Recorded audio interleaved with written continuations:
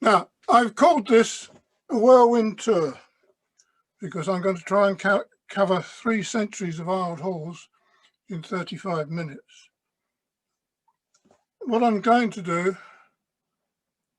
and I can get this to work, give you a very brief introduction to Isled halls, starting with those in the 12th and 13th century with their passing braces, with notch-lap joints, straight braces, low side walls and wide aisles. We then move on to when it all changes in the late 13th century and in the 14th century, where they have curved braces, crown post roofs, mostly no passing braces, jarred posts and higher side walls, and also with various ways of clearing the arcade posts from the centre of the open hall. Now, in the 15th century, we got no new Isled halls, conventional Isled halls being built, as far as we can see, other than Rosedale Halls, which continue in Suffolk and South Norfolk until at least the late 15th, or late in the 15th century. And I'll finish with asking the question, but not answering it, I'm afraid. Did raised Isled halls leave the Queen Post roof that we talked about in East Anglia as its legacy? Now, for those of you who don't know what an Isled hall is, and I'm hoping most of you do, it's a building which has aisles on either side of the hall. The hall is where it is of 2 bays. It can be a single bay hall, but very rare. It has an open truss in the centre with aisles running around the side. Now, this map, which is even older, I think, than the one that Edward was using, 1986, when K. Sandel plotted all the Isled halls that were known about in the UK, although we could add quite a number to all of these maps and on both sides, but you can see that the Isled hall, the conventional Isled hall, is very much an East Anglian or Eastern England type of building, with very, very few in the West. The line there is the Cruck line. You can see that it's more or less a non-Cruck type of building concentration here. But this map does not include the base Cruck Isled halls. This is where the central truss of the open hall is replaced by a base Cruck, or built with a base Cruck in some cases. And this is the map of base Crucks. Now, unfortunately, this covers all the base Crucks in barns and other buildings, not just the open Isled halls. But you can see, you get a flavour that the bulk of the base Cruck halls are in the West. There are a number down in Kent. There's a very small number in Essex, none in Suffolk that we know of. One in Cambridgeshire, right on the border between Essex and Suffolk and Cambridge, and none apparently in Norfolk. This gives you a better idea close up. You can see we've got this large concentration in Essex, a large number in Norfolk. Most of these up here are raised Isled halls, quite a number in Cambridgeshire and some in Hertfordshire. Now, I'll start with the earliest we have of these Isled halls, which is Fifield Hall. It's built between 1167 and 1185. Yes, I'm muted on this. Hang on.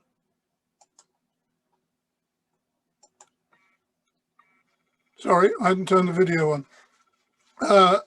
It was built between 1167 and 1185, and it has very low side walls, or did have, very wide aisles. It's a 2-bay hall. It has in the centre, it has surviving 2 of the original arcade posts and virtually all of the roof, except where the chimney stack was inserted. And that post has, you can see here, There's a sort of a V and round moulding all the way around it. We have here a mortise for a curved brace going out to the across the nave at the end of the building, and there's a groove down here and here which indicates that it had a planking infill or boarding infill in the end here. It has no passing braces, I should say, has passing braces in the central truss of the open hall, with the long braces passing through, which stabilise the rafters in the centre of the hall, and then that then stabilises the rest of the roof, partly by laths, but it also has rafter bracing as well in this particular building. It doesn't have passing braces in the end trusses, which most of the art halls of this date and the 13th century do, but here the ends were completely hipped off. We got evidence from the roof here that they were completely hipped off, with a return aisle, giving you very small rooms outside of the building. And these passing braces all use notch lap joints in them. But in the 14th century, or rather around 1400, all of this changed for the building when it was upgraded or altered. The aisles became narrower and higher. One of the problems with the early buildings is that they have very, very low side walls, which requires, I'll show you later on, would require large dormers here to light the hall. But by altering the art hall, by narrowing the aisles and raising the side walls, they can put windows into that. And this change occurs in all of the early art halls, with possibly one exception, which I'll show you later on. All the aisles get rebuilt in the 14th or 15th century, or they get removed. A number of them are removed, but they're normally rebuilt higher and narrower to give you more window space in the side walls. Now, I thought I'd show you one of these art halls. The chimney stack, which I should have, one day I will remove from this drawing picture, but it gives you an idea of the passing braces. And this is Purton Green. There's a little map appearing in most of the corners here, by the way, which gives you a rough idea of where the building is. The map probably covers about, the blob normally covers about an area about 30 miles, but gives you an idea of which part of Suffolk or Essex it's in. And you can see we've got these large passing braces coming up here. Now, if I just go back a minute, if we look at this one here, can you see that we normally expect the aisle tie to come out to be fixed to the wall plate of the aisle, either in normal assembly as here, or quite often in reverse assembly. And here you can see the passing brace comes down and now stops in this into the side wall here, well above what is now the current aisle wall plate here. What has happened is that this is another one of these where they have cut off shortened the aisle, made it narrower, and raised it quite considerably. And this happens across the whole of the country, not just in Essex and Suffolk, but this is a common pattern I see in art halls everywhere in the country. Now, if we go and look at the low-end truss, now this down here in the bottom right is what is the building today. It has only one at the low-end bay of the hall surviving, and a bit of the high end beyond the high central truss. But the low-end partition survives in its entirety, apart from where it's been shortened on the side aisles. And you can see in the reconstruction here, they've repaired it. This is a landmark truss place you can go and stay in. It has boarding across here, and it had boarding also originally on the upper part as well.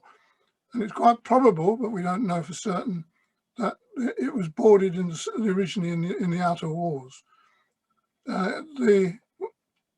Today, most of the infill is now wattle and daub, but as we'll see later on, it continues quite a long time to have boarding, at least in some of the trusses. And here we got 3 openings. The stairs are probably, well, the stairs are later because the end has been completely rebuilt. It had unjowed posts, which is a characteristic to the 13th century Ard halls. We didn't have the jowed posts. They come in at a later date in the 14th century, in the 13th century, in the late 13th century, and become an almost standard feature of of East Anglian buildings. It has straight braces. Now, the Fifield Hall had curved braces. Very, very few of the Ard halls have curved braces, the early ones or even the later ones. The more common form is straight braces. It has angle ties across here and here, another feature of the 13th century Ard halls and occasionally of the 14th century ones. It has also got floating tie beams over the cross passage. This is the cross passage here. Originally there was another one here, giving you 2 extra floating tie beams. They are not structural. They're just there for decoration and to demarcate the end of the open hall. Now we see this pattern and in a lot of the Suffolk Ard halls, not in the Essex ones very often, but in the Suffolk Ard halls we get these extra tie beams over the low end. And also what is common in many of the Suffolk Ard halls is they have 2 extra tie beams at the central truss, one either side of the central truss, as I'll show you later on. And it has the 3 doors in the partitions. Now, that could be, you could argue that the 2 centre ones go into 2 service rooms. Everything beyond this has been rebuilt, so we don't know whether it was properly divided. And the doorway on your right would have gone out, would have been where the stairs were, except you couldn't put stairs in there because what happens here is that we have a return aisle on the end beyond with a cantilevered end, which is another relatively common feature of the early Ard halls, to give you extra space in the room beyond the Ard hall. But it also cramps the area. If you put in a floor, it becomes very cramped up there. And I suspect it was never floored over the return aisle, and that you had 2 central doors for your service doors, and the 3rd door on the right possibly went out to a detached kitchen or even to a detached chamber block, because buildings like Fifield Hall, with their very small rooms on each of the return aisles, must have had additional accommodation elsewhere. Fifield Hall is a manor house, and but this one, we don't really know the status of this building. It could have been the manor house. There is another bigger house further up, later house. So we don't know exactly the status of this building at all, unfortunately. Now, I talked about the windows, that they would need dormer windows to light the hall. This is Woodlands at Brundish, north of Framlingham in Suffolk. Much altered, much cut back. Originally, there was a crosswing on this end, and then the hall stretched down from here. It's a 2-bay equal hall. No, it's a 2-bay hall. This is the central truss of the open hall. Just through that doorway there, you can just about see it in the bottom of this picture. And it's been cut back to 2 or 3 feet, the aisle, But there's your very straight braces going up, and if you go above this, this is what you see. That there is that passing brace there. That is that beam there, and you can see the two extra tie beams. This one's just been cut out because they put a chimney in. Doesn't make any difference to the building. It's there for decoration and not for much else. And if you go along from there, you can see the dovetail there for a timber coming out from the roof. And this is how we would normally reconstruct it, with that coming out there, providing a large dormer window here to light the upper end of the hall. Very much like they reconstructed at Upton Court in Slough, where there was two dormer windows either side of the central truss, and they've reconstructed them with classically trained with pitched roofs. But here, in fact, it was a cat slide roof, which is not often able to see the evidence. But here we had a cat slide roof because all the rafters above here have a series of pegs in them to hold the top beam for the cat slide roof. You may not be able to see this, you probably won't if you're watching it on a phone, but there you can blow it up slightly and you can see the pegs running across here for the cat slide roof. This is Abbe's Hall at Great Cornard in Suffolk, and there's a young Philip Aikins, or younger anyway, standing at the doorway to what was the cross passage and still is the cross passage entrance to the building. This is dated to 1290. The cross wing on the left is a late, is a 16th century addition when the parlour was rebuilt. The end here has been extended a little bit, but basically you've still got the hall and the service end of the building. This is Cecil Hewitt's drawing. You can see again it's cantilevered out here, and it has its two service doors there, and with its central truss with its passing braces. And I want to look though at this timber post here, and this is in the cross passage, and we have this is the arcade post. It was not quite long enough or straight enough, and it has a bend in it, as does the other one on the other side of the Ard Hall, and it had a little brace going down like that. But this post is earth fast. We're in 1290. Fifield Hall, which is over a century earlier, also had earth fast posts. A lot of these Ard Halls will have had earth fast posts, but we see them starting to be stood on padstones or other forms of support resting on the ground, with the posts no longer being earth fast. But earth fast continues for quite a long time. How long we don't know, because many of the Ard Halls have probably had their posts cut off and put onto a padstone at some stage. But this is all changing in the late 13th century. This is Place House Ware, a number of you will have visited on the Hertfordshire VAG conference, when we could actually go and see people and go outside. And this is aisle surviving. They've just built up, putting large dormers effectively on top of the existing the wall plate of the Ard Hall. And if you go inside, remember, this is changed.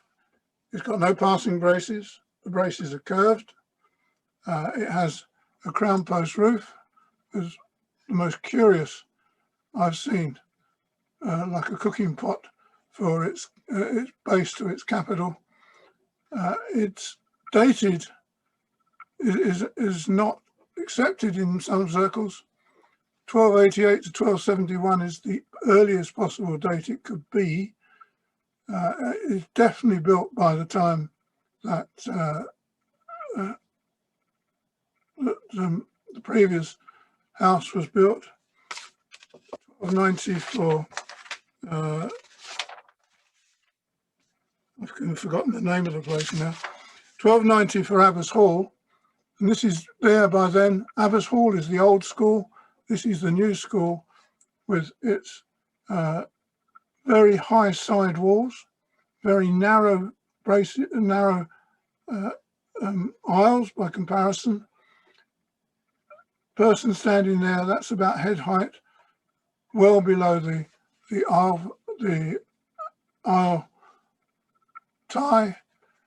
It has a spear truss in here, which is there. These appear in the late 13th century. They become quite a standard feature of many of the buildings, as you will see.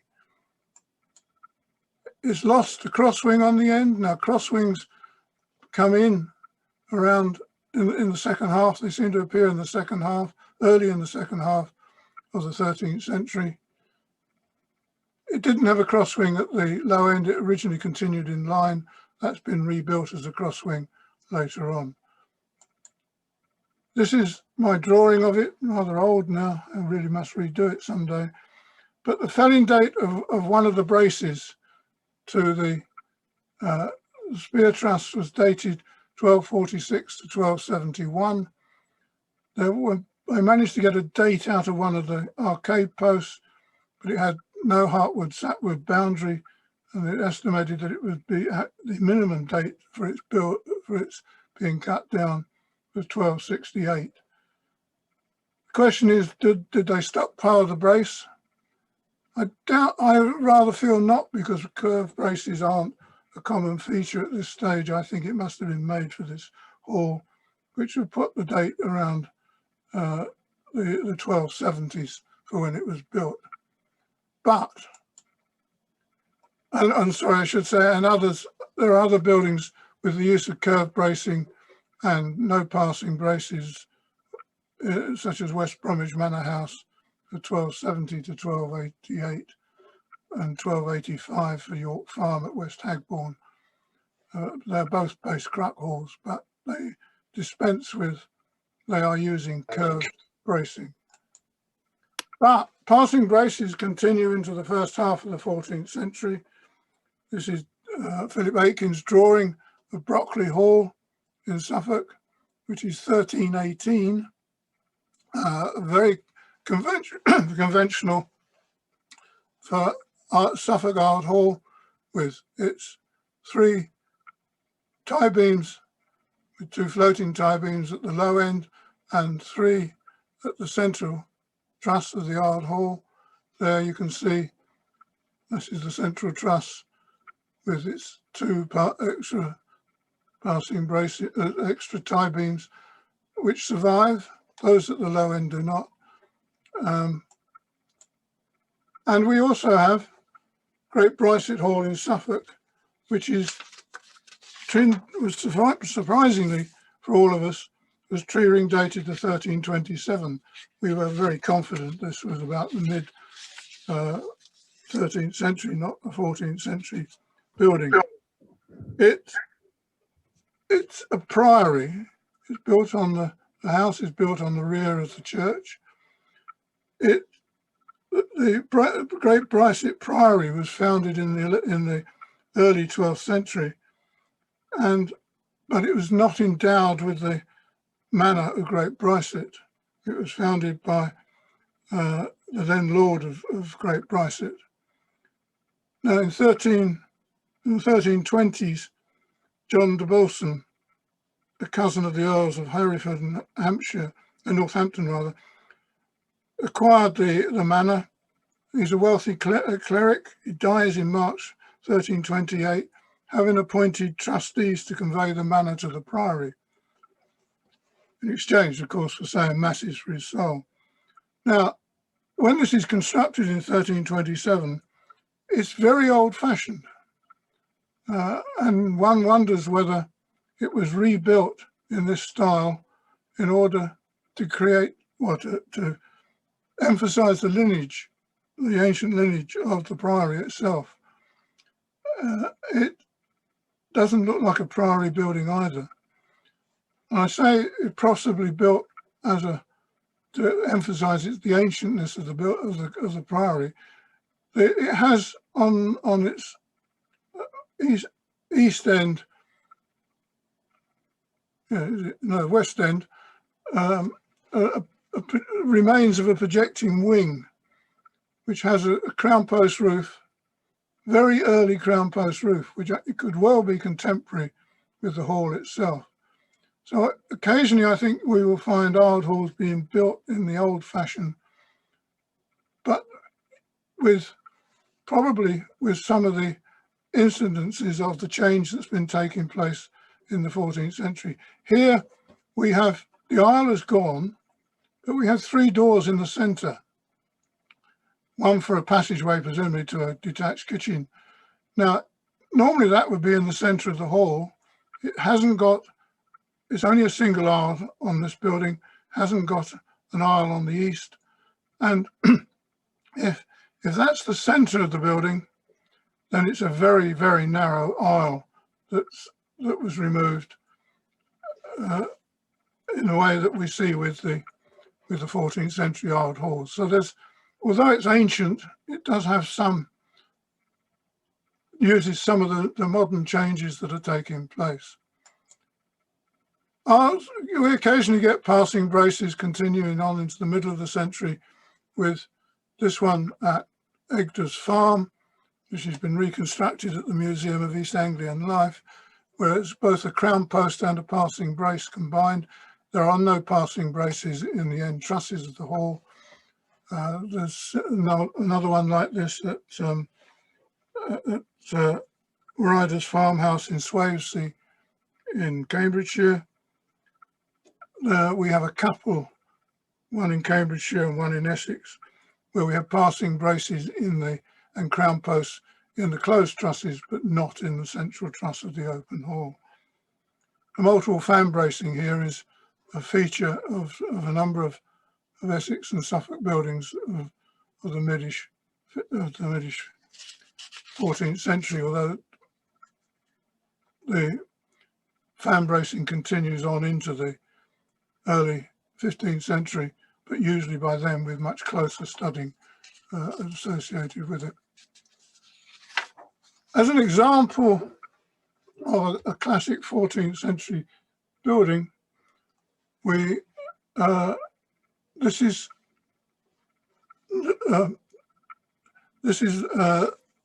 Little Chesterford Manor House, Essex. Is mid 14th century-ish. It has, this is Cecil Hewitt's drawing of the hall and the high-end cross wing, looking at it from the back, and you can see it has a crown post roof. It has very high sidewalls, very high sidewalls. It has the rear, this wall on the rear survives. It has a two equal bay hall, and you can see here, this is the spear truss, and this is the rear aisle, how tall it is. Very tall building. It doesn't look so much in the picture of the rear as high as that, but it is very high when you're in there. It has a nice moulded capital on the for the spear truss there, and it's using your jowl posts. It has at the service end a stone building, an earlier stone building of the 13th or even 12th century. It's not been examined that well, but this is Margaret Wood's plan of the building, and this is a stone building, which I suspect is a detached chamber block which has been incorporated into the old hall. If we look downstairs, it has a timber floor, timber ceiling, on a Samson post with a splayed and tabled scarf joint. And above it, we have on the west wall, is it the west wall? Yes. On the east wall, we have a chimney stack. This is a 16th century refronting of the building, of the fireplace, and it has a door beside it, a very narrow door, which I suspect is into a guardrobe, which is on the side of originally on the side of the chimney stack. We don't know how it's divided upstairs. We don't know where the entrance was. These are the two entrances that are there today. They look both 12th or 13th century with their two centered arches, very similar capitals. These are a chalk and they are not in very good condition. That may have been the original, the one nearest the back may well have been the original entrance to the chamber block, but or it could have been the door was at first floor level with the stairs going up to it. We don't know, but this is a building which needs really further work on it, though it's difficult to see very much of it inside. But those chamber blocks may well have been a feature of many of our early art halls, and then of course they either get destroyed when we get the three-cell house being built with its parlour, hall and services all in one run. Now this is, I've been showing you very large buildings by and large, sorry about the pun, but this is a small one being built. We've got a number of small art halls, or remains of bits of small art halls surviving in Essex.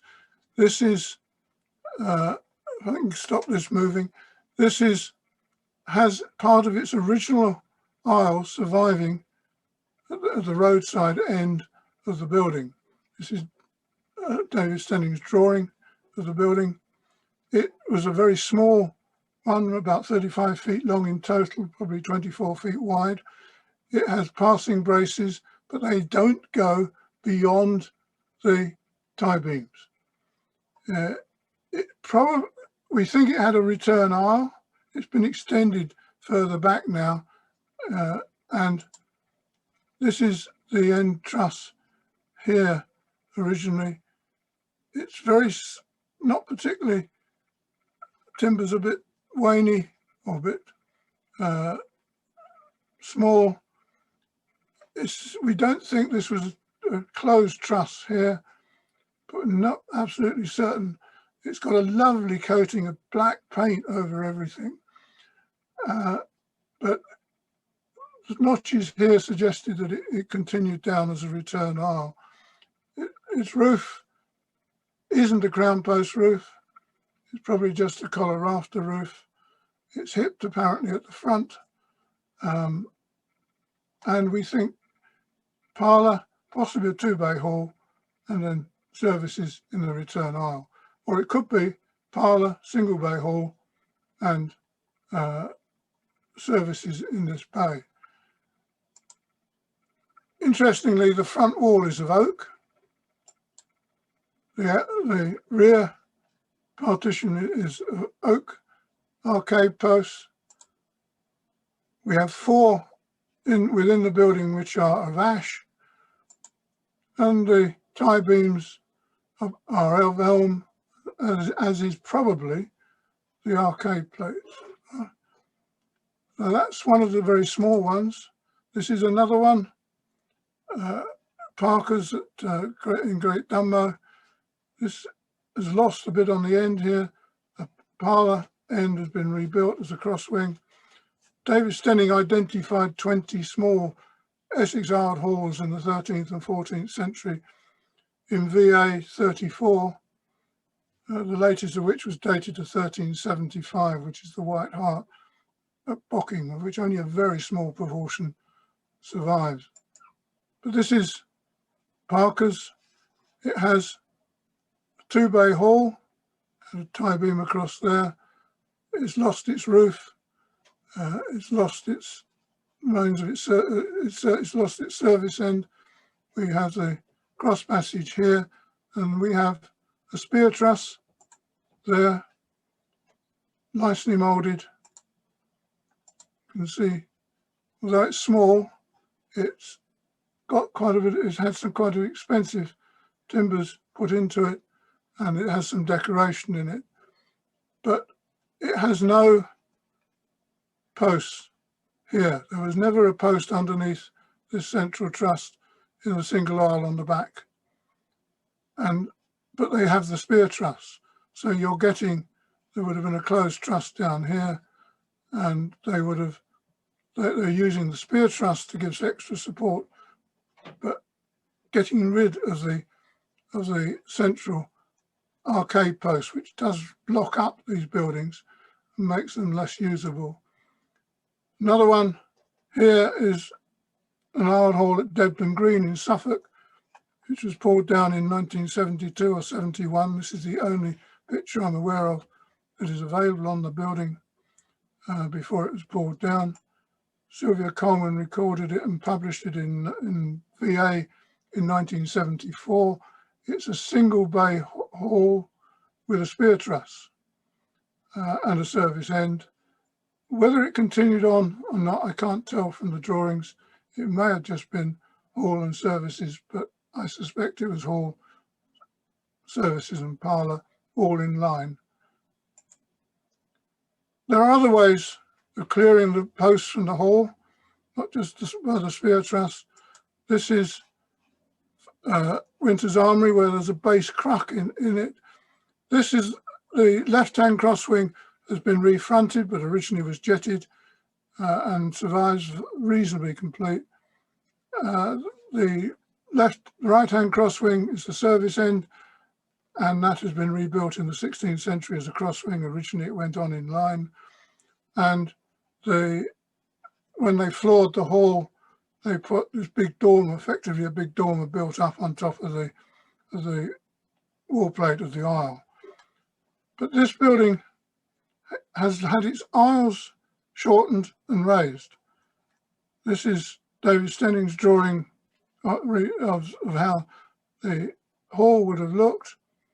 What they did was they put a big tie beam in there, supported by posts on the side, and then they cut off the sides, which I've seen in a couple of other base cracks in the west of England, where they've just hacked off the sides of the base crack and raised it up onto, or supported it on a tie beam, drop tie beam. Now this creates a very similar picture to the other and major way that is used in Essex, or rather more in Suffolk, to get rid of the posts in the centre of the hall, and that is the raised aisled hall, which we have a number mainly in Suffolk. This is one in Essex, and one of the things that this does with its drop tie beam is effectively to create two areas either side of the hall, either side of the central truss. The hall becomes effectively divided visually into two segments, and there are a number of other buildings across the country where you get this division, where you get this dropped beam dividing the centre of the hall. And it may be that although we're including these as part of the aisled hall family, that they are actually functioning in a very different way to the other buildings, where you have an open hall all the way through with now no obstructions at about the 7-foot level within the hall. This is the distribution of raised aisled halls in Essex, Suffolk and Hertfordshire. We've got a couple in Hertfordshire and we've got a couple in Essex. We've got a number of others in Essex which have been converted, as we have in Suffolk, from being conventional aisled hall into a raised aisled hall. and a number of these have been dated. The one at Baythorne Hall is the 1340s, and the latest is Wymondley Abbey at 1379, tree-ring dated. That was built by the Lord of the Manor of Halesworth in Suffolk up here, and that's probably reflecting the pattern of ard halls, raised ard halls that you see in Suffolk. Now, the best of them is this building. Now you may say, what the hell is that? Well, that is one of my top 10 timber frame buildings in England, because when you go inside it, it's only a partial survivor, this is what you see. It's been floored now, but you've got this large tie beam here, bases coming up, supporting it, all with moulding running all the way around along the bottom of the beam down onto the braces. And when you go inside and upstairs, this is what's on top of it. This has a central post in the centre, rising from the drop tie beam. So, and it had, can you see that the smoke blackening stops on many of these short, because it had small ashlar pieces coming down at the similarly on at the bottom onto the R walls here. And this is my drawing of it. It has this big central post here with a crown post above it.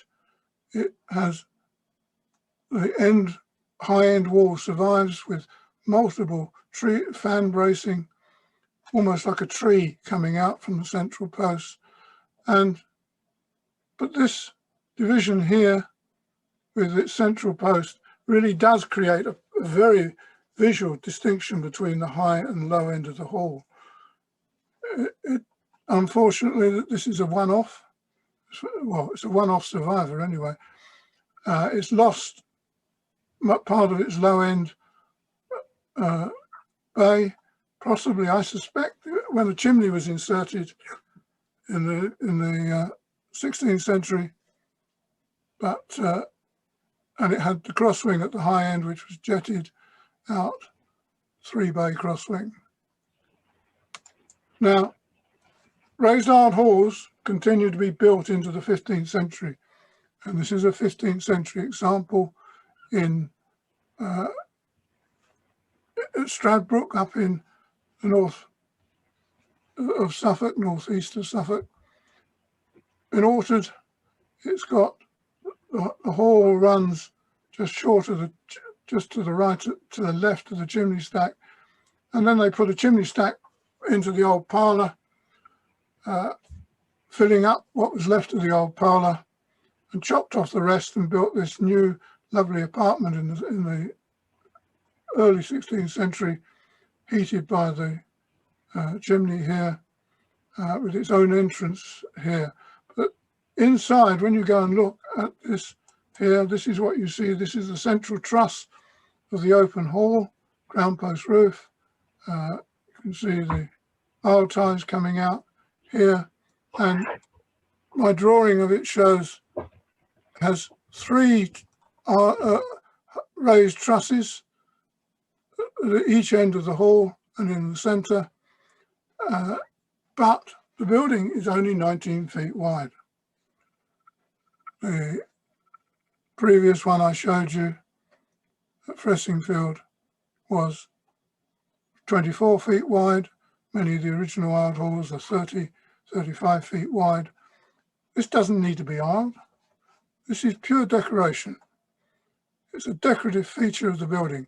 It's had a spear truss of sorts inserted, but originally it was just 2 equal bays with a nice decoration in the centre. Now, this idea of pure decoration, the raised ard hall becoming pure decoration, is really reinforced by this. This is a house in Debenham, 56 High Street, Debenham. This is the first floor, chimney stacks inserted. Below it, these beams here, posts here, rise from this joists across the centre here, but it's in this building. It's in a Wilden. This is the only old truss in the building. There are no other old trusses in the building. It is pure decoration, possibly to create that division I was talking about between the two ends of the hall. But it doesn't, other than that, it has no function other than to decorate and to provide a wow factor for the building. I'm going to finish with two houses in Hartston, in Norfolk, and this is one, the Marketplace, 18 Marketplace at Hartston. It's a building at right angles to the street. The hall is down there, down through the opening of the pet store. And this is the raised old truss. It's very plain. I think it's an original feature because the post supporting the drop tie beam is slightly jowled for the brace that comes up to the drop tie beam. But there's no other old trusses that we can see in the building now. It could be that they've just been removed because much of the building has been altered and we've just lost them. But I suspect that this is another one where the raised old truss is purely the decorative feature of the building. But there's another one which is interesting because very little of it potentially survives. This is Southgate House at Hartston in Norfolk. It's a bit nearer the river than the centre of the one in the centre of the town. And can you see that there's all smoke blackening down there? The chimney's been inserted, and you might be able to see on the very right of the picture the remains of the collar purlin for the crown post roof. If we swing round and look at this, this is what you see: small jowled post rising from the tie beam down here to support the arcade plate with a brace coming up to it. Notice how heavily smoke blanketed it is. And all that survives of this building basically is what you see there for the hall, because everything else has been incorporated in the building next door and been rebuilt.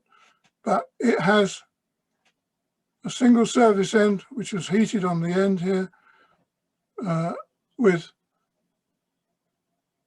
these very small arcade plates there. There is no arcade plate posts in the central truss, in this closed truss here, and has a nice Durham door surviving down there. Now the question is this a raised old hall or is it a queen post roof structure? I think because they're set so far apart here, so close to the edge of the building, that the central truss was probably a raised old hall with a tie beam above it. But it could have been a queen post roof in the centre, the truss with another tie beam above it, with a crown post above it. Post would have been set nearer the edges of the building in that case. But there is a very close relationship between the raised old hall and the queen post roof, what I call the East Anglian queen post roof, because of its jowled posts there. Because if you extend the tie beam across Lodge Farm at Denton and cut off the posts, you're left with a queen post roof. And the distribution of the queen post roofs in Suffolk and the raised old halls is very, very similar. You can see all these red dots are the raised old halls, or the buildings with raised old trusses, and the black ones are the queen post roofs. And there's a very commonality in the distribution, and the queen post roofs continue up into Norfolk here as well. So very briefly, I've introduced you to a very few of the East Anglian old halls. They have passing braces, not slap joints, straight braces, halls with very low side walls and wide aisles and boarding infill in the early ones. The return aisles at the ends only allow very small rooms beyond the hall. So It's possible most of the 13th century yard halls and 12th century ones had a detached first floor chamber block, or at least detached chambers somewhere outside the building.